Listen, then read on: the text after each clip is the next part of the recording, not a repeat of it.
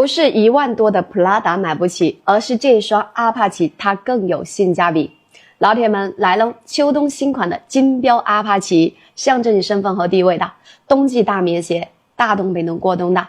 给你们版型 oversize 风格又不显臃肿，一线品牌明星总裁备受喜爱的，做到的是防风防水防油污，新西兰进口的面料，它还防刮耐造，3-5年不爆皮不起皮不裂皮，100万豪车御用的面料，内里是婴儿亲肤的 baby 绒，软 Q 弹，不卡脚不磨脚，光脚穿很舒服。2代升级的面料，不闷脚不臭脚，很保暖的，零下20-30度能过冬，很保暖，高帮的。